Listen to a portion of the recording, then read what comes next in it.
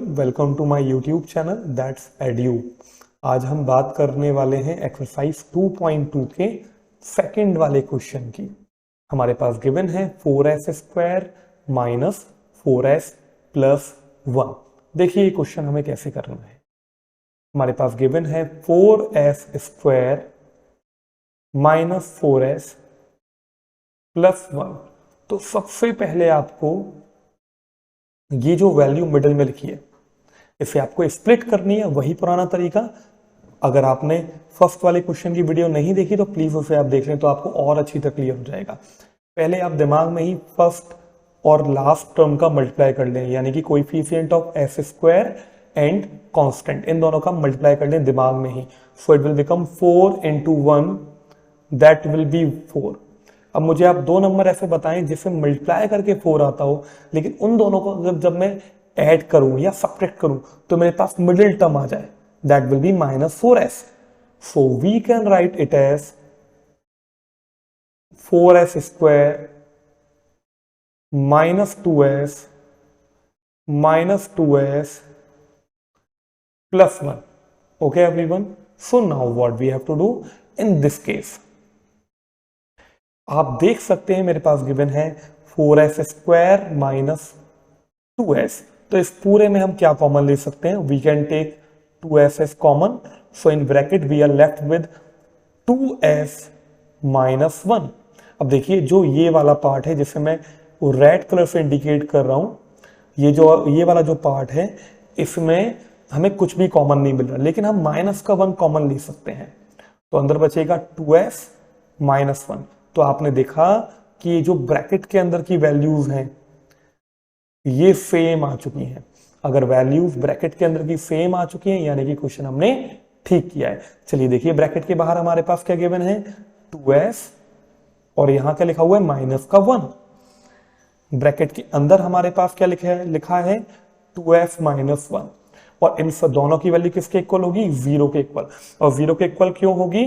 क्योंकि ये दोनों हमारे फैक्टर है। Okay everyone, so the value will become 2s minus 1 will be equal to 0। और अगली वाली वैल्यू भी हमारी वही है, तो 2s minus 1 equal to 0। So 2s will be equal to, बेटा माइनस का 1 जब LHS टू RHS आएगा क्या हो जाएगा? प्लस का। सो s विल बी 1/2।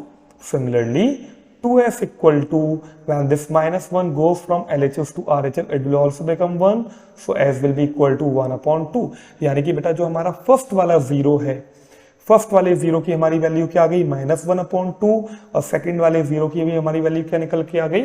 माइनस का 1/2। Is that clear everyone? चलिए अब हमें क्या निकालना है? Now we have to find the relation between the zeros and the coefficient. अब हमें निकालना है इनके बीच की रिलेशन। हमारा फर्स्ट 0 क्या आया? माइनस 1/2। और सेकंड 0 भी हमारा क्या निकल के आया? 1/2। देखिए क्लास कैसे होगा।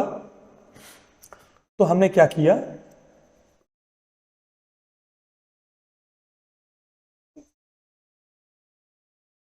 तो बेटा जो सम की वैल्यू होती है, सम ऑफ जीरोस की वैल्यू होती है, वो किसके इक्वल होगी? माइनस के b/a के इक्वल होती है।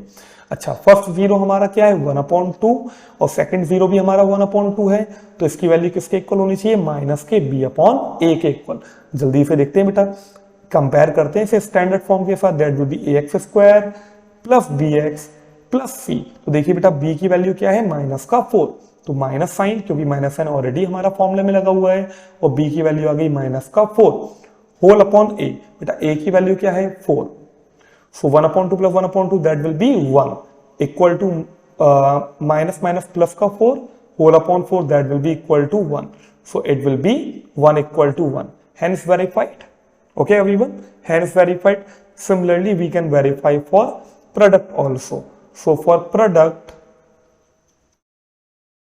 the value will be equal to c upon a. Okay everyone, so the first 0 is 1/2, the second is also 1/2. It will be equal to c upon a. बेटा c की value देखिए क्या है? 1।